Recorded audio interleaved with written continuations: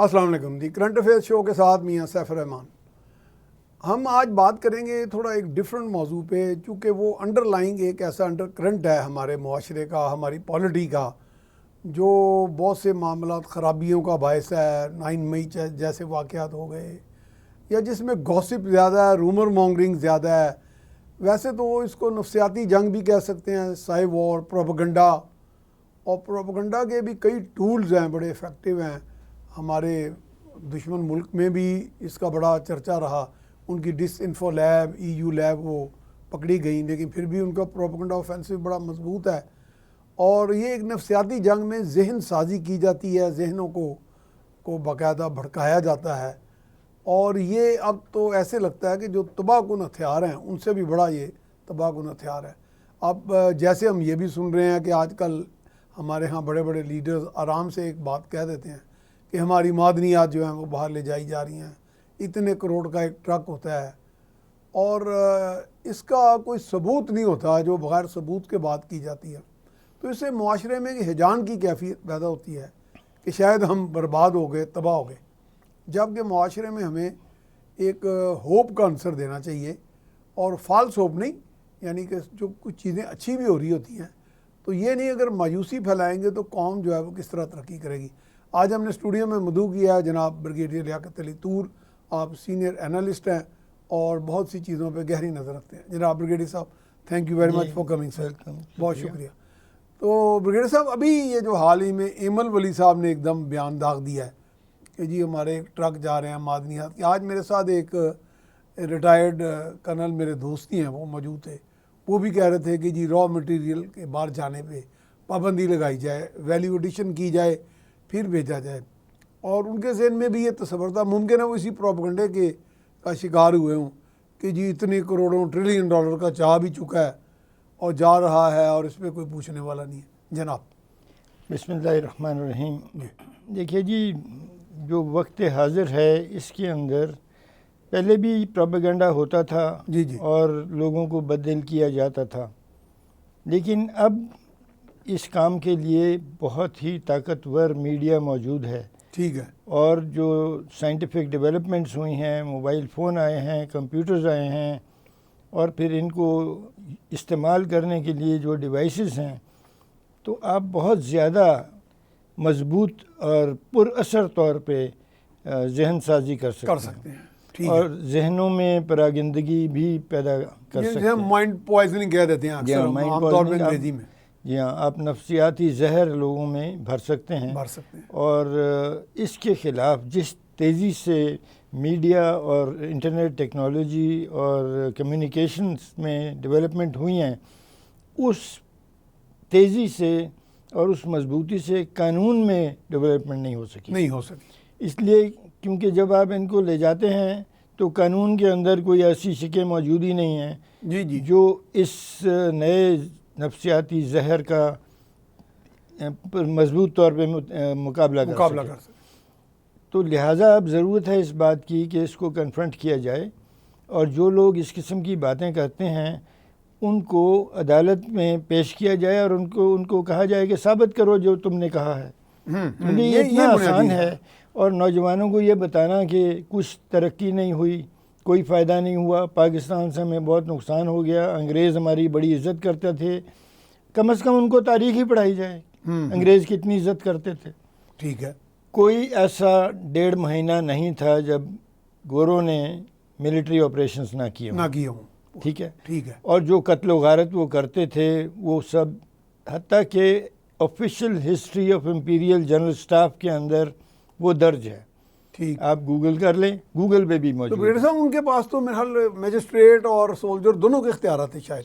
ایک تو یہ بات ہے، ایسے بھی تھا۔ دوسرا ان کی عدلیہ میں اور ان کی انتظامیہ میں وہ بہت زیادہ ہم آہنگی تھی، کوئی وہ ٹکراؤ نہیں تھا، اور وہ جو ایک ہی سمت میں وہ دیکھتے تھے، ان کے نظریے ایک جیسے تھے۔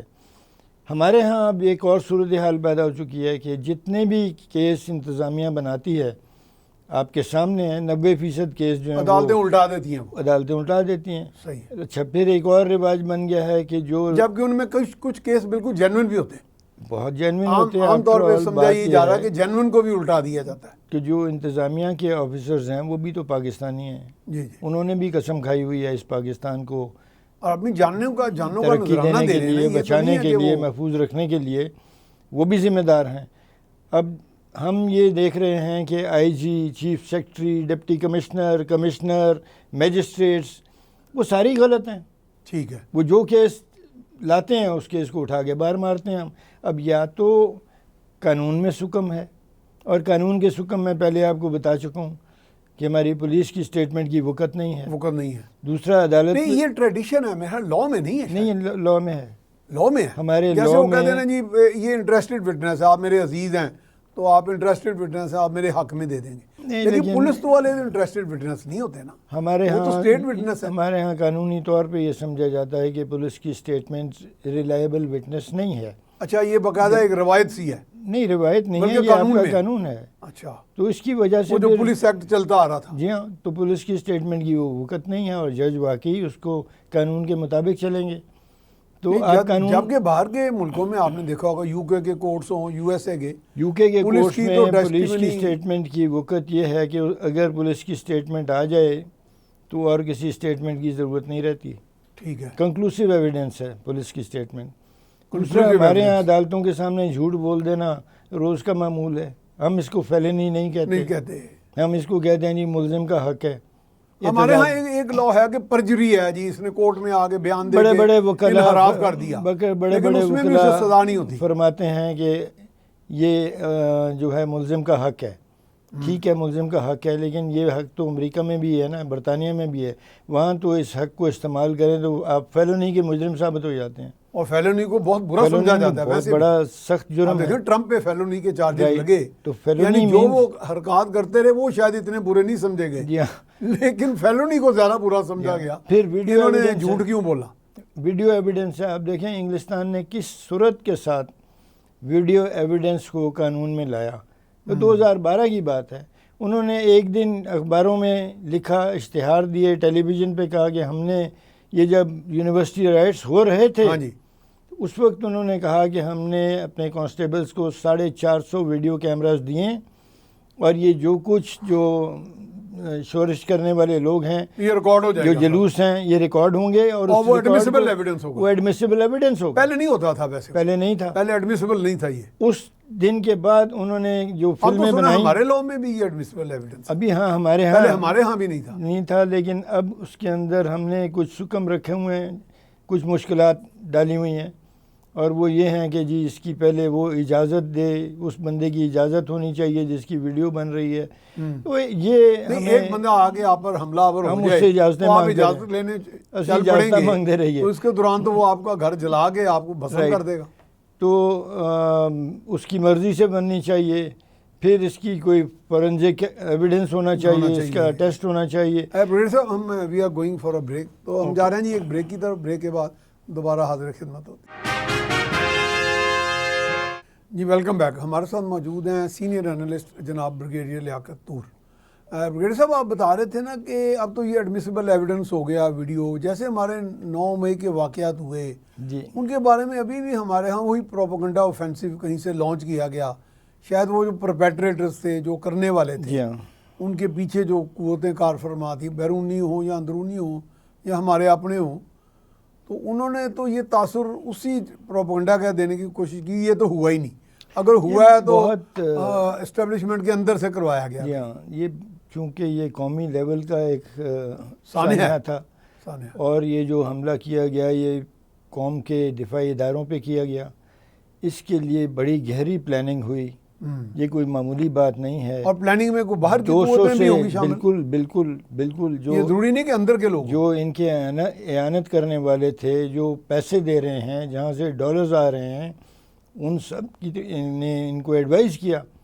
اور میں جانتا ہوں کہ ایک ایک ٹارگٹ کو انالائز کیا گیا ہوگا, اور ٹارگٹ انالیسس بڑی ایک جامع ڈاکیومنٹ ہوتی ہے. بڑا یہ تو بہت بڑا ادارہ کر سکتا ہے, عام لوگ تو کر ہی نہیں سکتے. بہرحال یہ بڑا کیئرفلی ہر ٹارگٹ کو انالائز کیا گیا, منظم ٹارگٹ کی سلیکشن کی گئی, اور اس کے بعد ان ٹارگٹس پر حملہ کیا گیا. اور بریگیڈیئر صاحب, جو سنکرونائزیشن ہے ٹائم کی, جی ہاں، وہ تو بڑی خوف. اس کا مطلب کہ یقیناً اس کے پیچھے کوئی ایسا کوئی انٹرنیشنل ایجنسی یا کوئی ایسا جی بالکل اس میں کوئی شک نہیں جو ہے. یہ کام تو سنکرونائزیشن جو بہت مشکل ہوتی ہے. پاکستان کو یہ تو دیکھیے حکیم سعید اور جی ڈاکٹر اسرار نے بہت پہلے 30-32 سال پہلے نشاندہی تو کر دی تھی نا.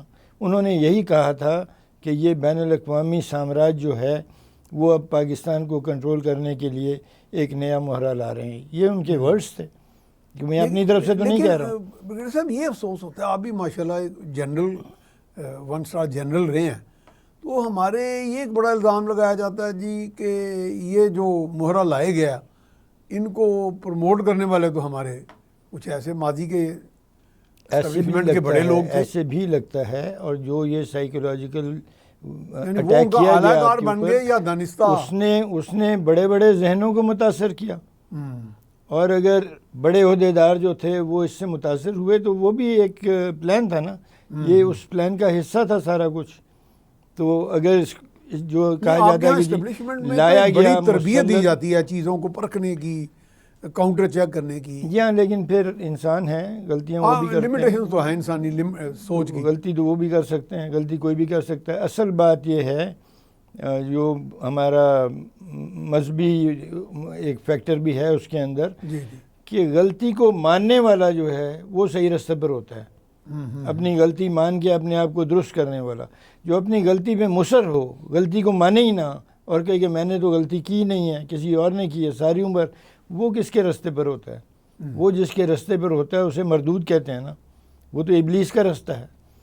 تو اس لیے اگر یہ مان بھی لی جائے بات کہ مسلط کیا گیا، تو اب اگر مسلط کرنے والے جو ہیں جن کو تانا دیا جاتا ہے، اگر انہوں نے کہا کہ یہ ہماری غلطی ہے اور اس غلطی کا ازالہ کیا جائے گا تو یہ تو کوئی بری بات نہیں ہے، تو بڑی اچھی بات ہے. میرا خیال ہے کہ یہ ہمارے اندر ابھی وہ جذبہ نہیں آیا کہ ہم اپنی غلطی تسلیم کریں اور کہہ دیں کہ جی اپولوجائز کرنا، یا یہ کہ ویسے بھی ایک اعلیٰ ورفا جذبہ ہے. ریئلائز کرنا کہ یہ غلطی ہو گئی ہے تو اس غلطی کو ٹھیک کیا جائے. اب یہ تو نہیں کہ غلطی اگر ہو گئی ہے تو اسی غلطی پہ چلا جائے، اور اگر اس کو ٹھیک کرنے کا کوئی موقع ہے تو اس موقع کو بھی پھینک دیا جائے.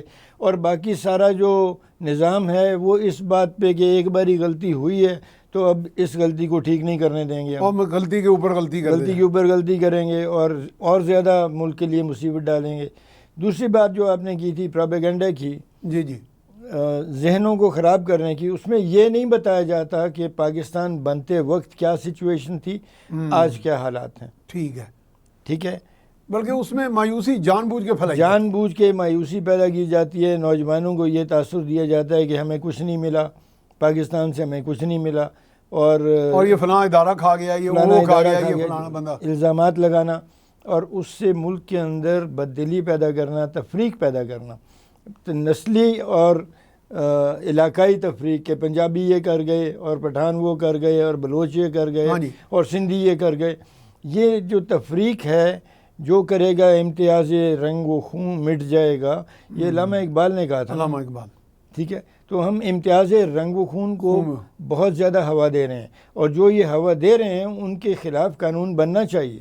ہمارے ملک کے اندر سب سے بڑی ویلیو اتحاد ہونی چاہیے، جو کہ قائد اعظم کے 3 اصولوں میں سے ایک فیکٹر ہے. اتحاد، یگانگت، اور وہ تو start unity faith and discipline کا تھا. تو فیتھ اور ڈسپلن کو آگے پیچھے کر لیں، لیکن پہلا تو اتحاد ہی تو آئے نا، چلیں فیتھ اور ڈسپلن بھی پہلا تو اتحاد ہی رہے گا نا.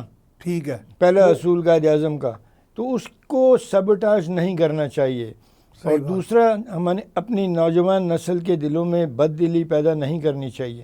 ان کو حقیقت بتائیں، جھوٹ بھی مت بتائیں، لیکن حقیقت تو بتائیں. ٹھیک ہے، کہ اس وقت کتنی یونیورسٹیاں تھیں، آج کتنے ہیں. اس وقت کتنے میڈیکل کالج تھے، آج کتنے ہیں. اس وقت کتنی سڑکیں تھیں، آج کتنے ہیں.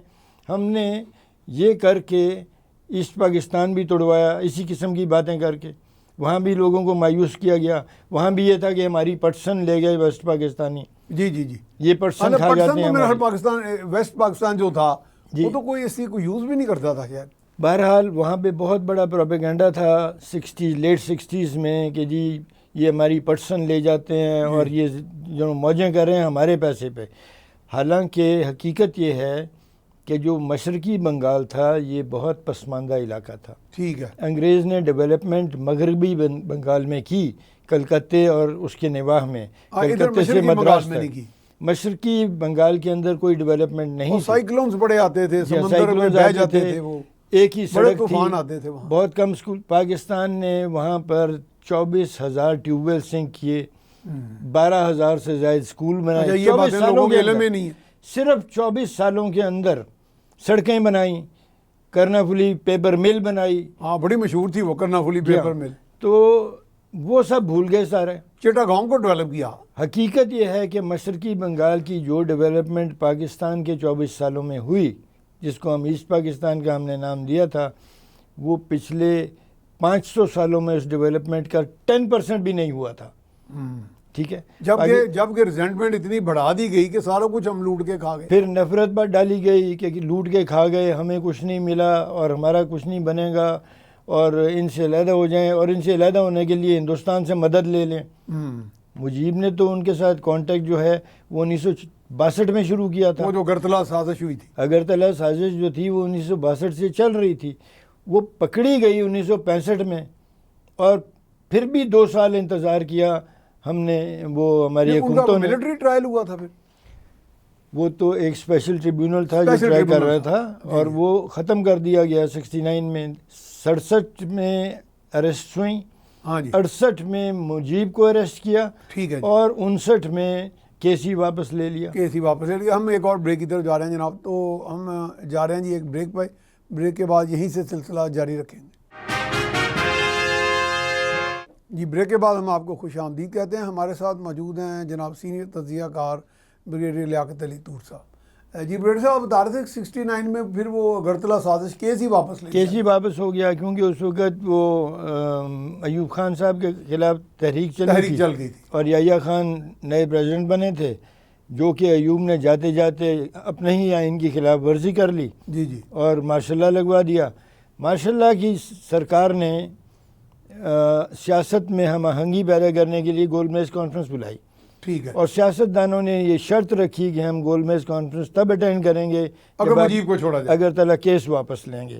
تو اگرتلا کیس واپس ہو گیا. اب بات یہ ہے کہ وہ جو 6 نکات تھے وہ بھی تو کوئی، وہ تو کنفیڈریشن سے بھی آگے نکل جاتے. وہ تو ایک سیاسی ان کا سلوگن تھا اور ایک سیاسی چال تھی. وہ مشکل تھے، خطرناک بھی لگتے تھے، کیونکہ وہ کرنسی مختلف رکھنا چاہتے تھے. کرنسی مختلف ہوگی تو اس میں وہ پاکستان کو حکومت کو مسائل نظر آتے تھے.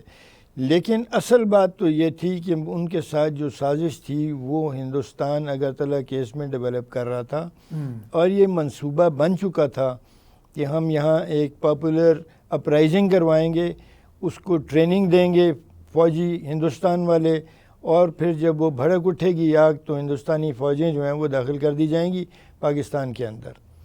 ہمارے جو یہ حقیقت ہے کہ ہمارے جو اس وقت کے اسٹریٹجک لیول کے پلانر تھے ان کو یہ بات سمجھ نہیں آئی، وہ جج نہ کر سکے کہ آپ نے جو فلسفہ رکھا ہوا ہے کہ ایسٹ پاکستان کی ڈیفنس ویسٹ پاکستان میں ہوگی، وہ آپ نہ کر سکے. لیکن وہاں انڈیجنسلی ہم کر بھی نہیں سکتے تھے نا، کتنی کر لیتے، کتنے ریسورسز چاہیے تھے کہ اگر ہم میں اتحاد ہوتا. ہماری کمزوری ہمارا نفاق بنا نا. سب سے پہلے انہوں نے ایسٹ پاکستان رائفلز کو اور ایسٹ پاکستان ریجمنٹ کے جو بنگالی سپاہی تھے ان کو بغاوت پہ اکسایا، اور وہ اپنے ہتھیار لے کے بھاگ گئے ایک صبح. انہوں نے پھر بڑے ظلم بھی کیے. میجر کاظم کمال اور کیپٹن اسجد علی کو ان کو قتل کیا گیا، ان کے اپنے سپاہیوں نے مارا. تو یہ بہت سارے واقعات جو تھے کہ جب آپ بغاوت کی آگ اور نفرت اس حد تک بڑھا دیں کہ لوگ بغاوت پر آمادہ ہو جائیں، عام چھوٹے لوگ جو ہیں سپاہی رمن کے لوگ یا عام شہری، تو وہ تو ایک بہت خطرناک صورتحال بنے گی. اسی لیے ہوش کے ناخن لینے چاہیے آج کے سیاستدانوں کو کہ اس قسم کی باتیں کرنے سے پہلے کچھ قانون کو دیکھ لیں، کچھ حقیقت کو دیکھ لیں. صحیح بات ہے. قانون یہ ہے کہ تمام معدنیات اسٹیٹ کی پراپرٹی ہوتی ہیں.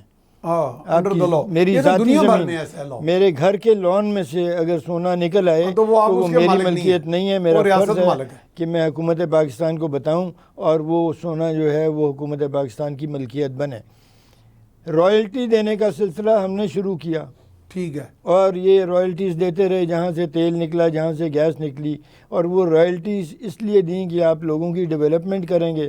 لیکن وہ تو سردار خود کھا گئے. لیکن کسی سردار کا کبھی آڈٹ نہیں کیا کہ یہ تم نے پیسہ لیا تھا, بتاؤ کیا ڈیولپمنٹ کیا تم نے لوگوں کے لیے. اور بریگیڈیئر صاحب, میں نیشنل ڈیفنس یونیورسٹی میں تھا ایک دفعہ, کورس کر رہا تھا ان کا, جی, تو سیکورٹی ورک شاپ میں, تو میرے ساتھ سوئی سدرن گیس کے جی ایم تھے, جی, عارف ان کا نام تھا. جی, تو انہوں نے کہا جی بلوچستان کے ایک بہت بڑے سردار کا نام لیا جو جی, ایک آپریشن میں چلے گئے دنیا سے, بگٹی صاحب. جی.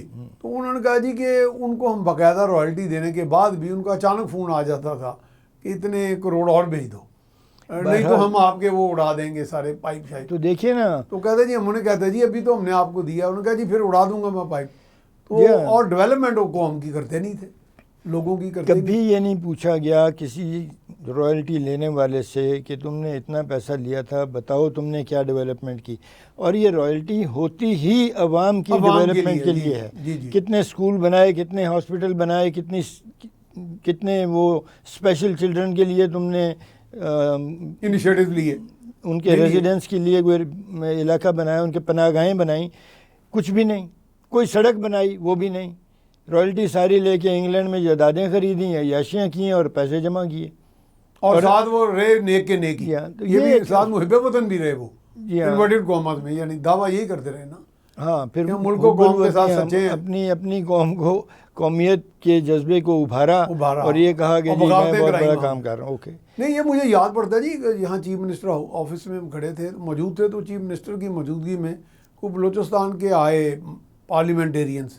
تو میں نے انہیں کہا کہ جناب آج ہمیں بیٹھ کے یہ بتا دیں کہ پنجاب نے آپ کے ساتھ کیا ناانصافیاں کی ہیں, ہمیں یہ نہ سمجھیں کہ ہم پنجابی ہیں یا آپ بلوچ ہیں. ایک پاکستانی بھائی, ہی ہیڈ نو آنسر, وہ آنسر ہے ہی نہیں.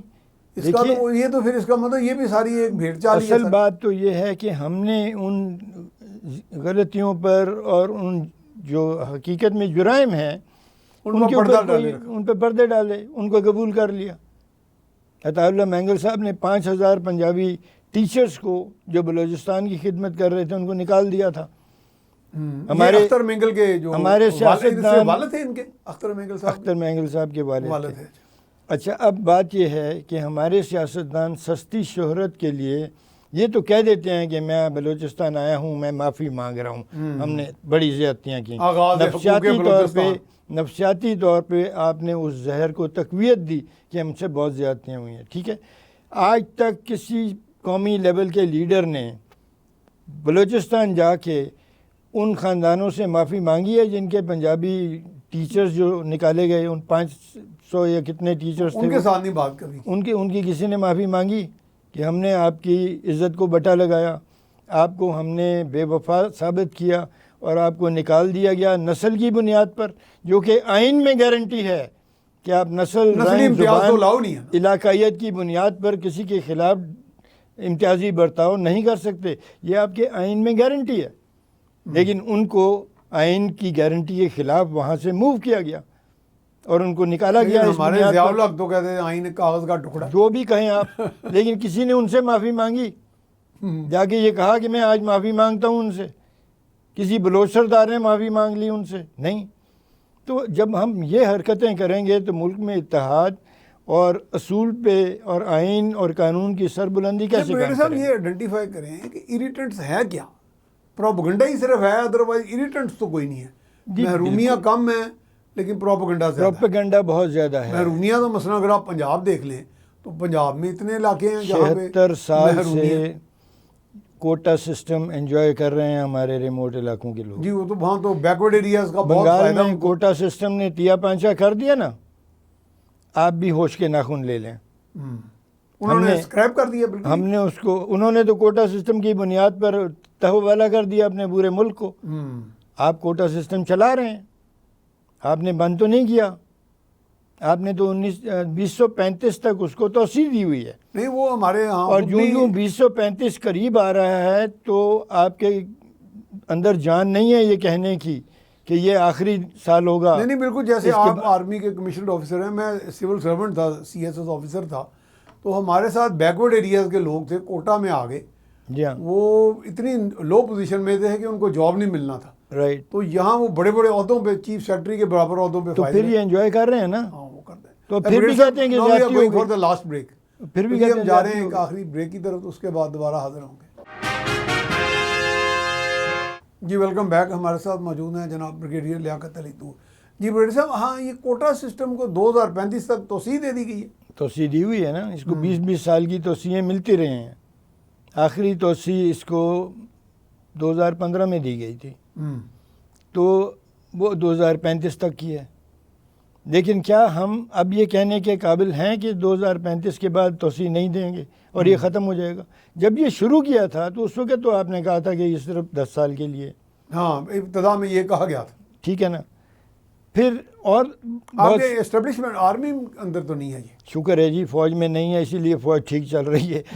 فوج میں کوٹا سسٹم کوئی نہیں. اور اس میں تو سارے زیادہ تر مڈل کلاس پیور میرٹ ہے, اسی لیے آپ دیکھتے ہیں کہ سپاہی کا بیٹا سوڈ آف آنر لے جاتا ہے اور اسی کورس کے اندر جنرل کے بیٹے کے پاس کوئی اپوائنٹمنٹ نہیں ہوتی. ٹھیک ہے. کہیں جنرل کے بیٹے بھی سوڈ آف آنر لے جاتے ہیں, لیکن میرٹ چلتا ہے. آرمی میں میرٹ چلتا ہے اور اسی وجہ سے آرمی اپنا کام صحیح کر رہی ہے اور دنیا میں مانا جاتا ہے کہ پاکستان فوج کا پروفیشنل سٹینڈرڈ بہت اچھا ہے الحمدللہ. تو ہمیں اپنے سول سائڈ پہ بھی کوٹا سسٹم کو ختم کرنا چاہیے. ٹھیک ہے. دوسری بات, عوام کو گمراہ کرنے کو فیلونی ڈکلیئر کرنا چاہیے. پارلیمنٹ قانون سازی کر لے, اس کو سخت سزائیں دیں. سخت سزائیں ہونی چاہیے. آپ منہ ہلا دیتے ہیں اور نوجوانوں کے دماغوں میں زہر بھر دیتے ہیں کہ تمہیں کچھ ملا ہی نہیں. آپ دیکھیں نا, ہمارے ہیلی کاپٹر میں ایک جنرل شہید ہوئے, سرفراز جو تھے. جی ہاں, جی ہاں, ان کے بارے میں کیا کمنٹس دیے گئے, ہرزہ سرائی کی گئی. ہاں, بہت برا کہا گیا, گمراہ کیا گیا. کچھ نے تو خوشیاں منا لیں. تو یہ باتیں جو ہیں اس کے اتنا زوال تو معاشرتی انحطاط تو آپ کسی معاشرے میں نہیں دیکھ رہے. کسی معاشرے میں نہیں دیکھا جاتا. میں آپ کو بتا رہا ہوں کہ لوگ تو بہت زیادہ اپنی فوج کے بارے میں سینسیٹیو ہوتے ہیں باہر کی دنیا میں. آپ چلے جائیں, برطانیہ چلے جائیں, امریکہ چلے جائیں, ایئرپورٹس پہ دیکھ لیں, وہاں پہ نہ صرف حاضر سروس فوجیوں کے لیے امتیازی آپ کہیں کہ اعزازی سلوک ہے, بلکہ ریٹائرڈ فوجیوں کے لیے ویٹرنز کے بورڈ لگے ہیں تمام ایئرپورٹس کے. ویٹرنز اس طرح کے لیے ہوتے ہیں. ٹھیک ہے, ان کو اسپیشل اسپیشل اسٹیٹس ملتا ہے, ان کی امیگریشن جلدی ہوتی ہے. تو میں یہ کہہ رہا ہوں کہ اس طرح کی نفرت آمیز باتیں کرنے جو ہیں ان کے خلاف قانون بننا چاہیے. جو آدمی اس قسم کی بات کرتا ہے اس کو ثبوت دینے چاہیے. نہیں تو اب تو گورنمنٹ فائر وال کے پیچھے پڑ گئی ہے, تو فائر وال مجبوراً کیا نا. جو کچھ جس طرح سے میڈیا استعمال ہو رہا تھا پاکستان کے خلاف اور ملک کی بنیادیں کھوکھلی کی جا رہی تھیں, تو فائر وال لانا اچھی بات تھی. فائر وال کا جو ایک ضرورت تھی وقت, جو بنیادی منٹ شیٹ ہے اس پہ تو عمران خان صاحب کے دستخط ہے نا. اچھا, پلان تو ان کے 2020 میں بنا تھا. یعنی فائر وال وہ لگانا چاہ رہے تھے؟ بالکل لگانا چاہ رہے تھے. یعنی انہوں نے اپروول دی ہوئی تھی. تو اپروول تو بلکہ وہ کیوں ڈیسیجن ہی ان کی تھی. لیکن سارے نفرت پھیلانے والے لوگ تو ان کے اپنے ساتھی ہیں. تو پھر بہرحال وہ اس وقت اپنے لحاظ سے وہ فائر وال لگانا چاہتے تھے. وہ بھی سمجھتے تھے کہ میرے خلاف پروپیگنڈا ہو رہا ہے اور یہ فیصلہ کیا گیا. لیکن 2 سال میں یا 1 سال 8 مہینے آپ ہی نے انکشاف کیا. لوگ تو سمجھ رہے ہیں کہ ان کے خلاف لگی ہے. تو اس کا مطلب لگانے والے, حکم دینے والے وہ ہیں. 18-20 مہینے میں وہ خود رہے لگا نہ سکے. 18-20 مہینے میں لگا. ایفیشنسی کا یہ عالم ہوگا. لیکن ان کے سارے پلان 20 مہینے کے تھے نا. 20 مہینے کا یہ, 20 مہینے کا وہ. ان کا خیال تھا کہ وقت ابھی ہے, لیکن پھر وقت نہیں ہوتا. وقت کسی کا انتظار نہیں کرتا. جو کام کرنا ہے وہ کیا اورنگزیب نے اپنے بیٹے کو بھی کہا تھا نا, اے دو چشم روشنم تو ہر چے باشی سود باش, من نمی گویم کہ زیاں کن یا بفکر سود باش. تم فائدے اور نقصان کے فکر میں پڑے رہے ہو, مجھے اس سے غرض نہیں ہے, لیکن جو کچھ تم نے بننا ہے جلدی بنو. وقت کم ہے, مقابلہ سخت ہے. تو یہ واقعی حقیقت ہے. پھر یہ بات ہے کہ یہ لوگوں کو گمراہ کرنا کہ ہماری دولت یہ حاصل اور پیسے کے اوپر, ان الانسان لربہ لکنود وانہ علی ذلک لشہید وانہ لحب الخیر لشدید. انسان مال کی محبت میں بہت سخت ہے. انسان کی یہ کمزوری پروپیگنڈے کے لیے استعمال کی جاتی ہے. وہ لے گئے, تمہارا مال تھا لے گئے. تمہارا آپ کے خیال میں نہیں لے گئے؟ نہیں, میرے خیال میں نہیں لے گئے. کدھر لے گئے, کون لے گئے؟ یا چلے پروف تو کریں نا. ہاں, تو جس جو کہہ رہا ہے کہ لے گئے اس کو پروف کرے. ٹھیک ہے. اور جس قسم کی وہ مبالغہ آرائی کر رہے ہیں اس کو پروف کرنا چاہیے.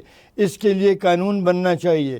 نوجوانوں کے دماغ میں اس طرح باتیں کر کے زہر بھرنا، ملک کے اندر تفریق پیدا کرنا، افواج اور دفاعی اداروں کے خلاف نفرت پیدا کرنا، یہ فیلونی ہونا چاہیے۔ یہ بریگیڈیئر صاحب آج میرے ساتھ ایک بڑے سینئر تجزیہ کار موجود تھے کسی اور چینل پہ، تو میں نے انہیں پوچھا کہ چند دن پہلے مجھے چائنیز کونسل جنرل ملے ہیں، تو انہوں نے کہا کہ جی جو انٹرنیشنل ایئرپورٹ ہم نے گوادر بنایا ہے یہ ہماری طرف سے گفٹ ہے پاکستان کو، state of the art airport ہے، پتہ نہیں کتنے بلین ڈالرز کا ہے وہ۔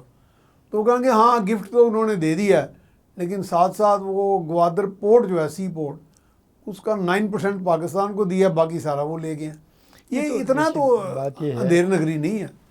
تو اس کی تحقیق ہو جانی چاہیے، وہ کیا عوامل تھے جس کی وجہ سے ان کو اس کے آپریشن میں اتنا حصہ دیا گیا، حکومت نے دیا، کیا اس وقت آمریت تھی، کیا اس وقت جمہوری حکومت نہیں تھی؟ بعد میں جو جمہوری حکومتیں آئیں اور پارلیمنٹیں بنیں، انہوں نے مارشل لاؤں کو تو انڈیمنیٹی دے دی، چاروں مارشل لاؤں کو دے دی انہوں نے، پارلیمنٹ نے انڈیمنیٹی دی، بلکہ کورٹس تک نے دے دی، اور چاروں مارشل لاؤں کو ہمارے سپریم کورٹ نے ویلکم کیا، ان کو ایکسیپٹ بلکہ کیا، ایک کو تو رائٹ دے دیا آئین میں ترمیم کا۔ تو پھر اتنی پارلیمنٹ اتنی آئین بدلنے کی بھی اجازت دی، تو اتنی وہ جو بنی ہیں ہماری پارلیمنٹس وہ فیصلوں کو الٹ دیتی۔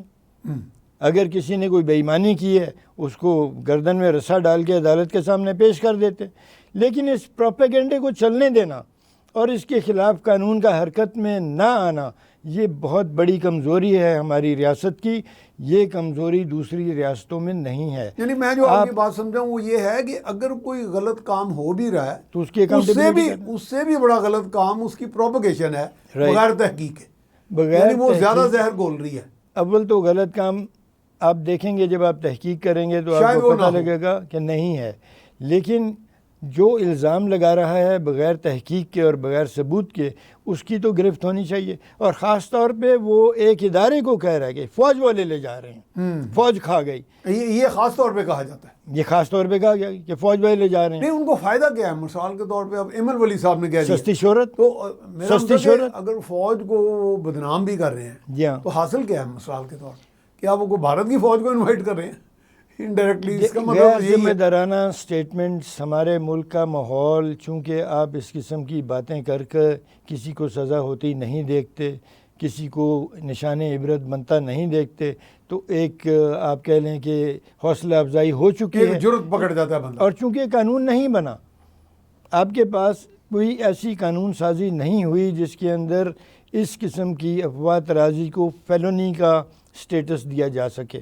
ٹھیک ہے، یہ اچھا جو ڈیفیمیشن لاز ہیں دے آر ڈفرینٹ، لیکن وہ بھی میرا خیال اتنے زیادہ ڈفرینٹ ہیں، اس میں آپ ہر جانا طلب نہیں ہوتے، لیکن جو ہرزہ سرائی افواج کے بارے میں ہوتی ہے، یا آپ کے سینسیٹیو حساس اداروں کے خلاف ہوتی ہے، یا ایک صوبائیت اور علاقائیت اور لسانیت کی بنیاد پہ کی جاتی ہے، اس کو تو فیلونی ڈکلیئر کرنا چاہیے۔ اس کو تو سیڈیشن میں لے آتے ہیں لوگ، جی ہاں، بغاوت میں سیڈیشن میں لے آتے ہیں، لیکن آج تک کسی کو سزا ہوئی ہے اس کی بریگیڈیئر صاحب بہت شکریہ جناب، آپ تشریف لائے، تھینک یو ویری مچ۔ تو جناب آج جو گفتگو ہوئی اس میں یہی ہے کہ بہت سی چیزیں ایسی ہیں وہ گوسپ اور رومرز ہیں، بلکہ رومرز بھی نہیں ہیں، وہ ہم اعلی کار بن جاتے ہیں ان بالکل ہی بے ہنگم قسم کی خبروں کا بغیر تحقیق کے۔ ہمارے ہاں اس چیز کا اب پارلیمنٹ کو نوٹس لینا چاہیے کہ ایسے قوانین بنے، بلکہ عدالتوں سے بھی گزارش ہے کہ ایسے عناصر کی سرکوبی کی جائے جو ملک میں بدامنی پھیلا رہے ہیں، اور بلکہ یہ جو تباہ کن ہتھیار ہیں ان سے بڑی تباہی پھیلا رہے ہیں۔ اس کے ساتھ ہی میاں سیف الرحمان کو اجازت دیجیے، اللہ نگہبان۔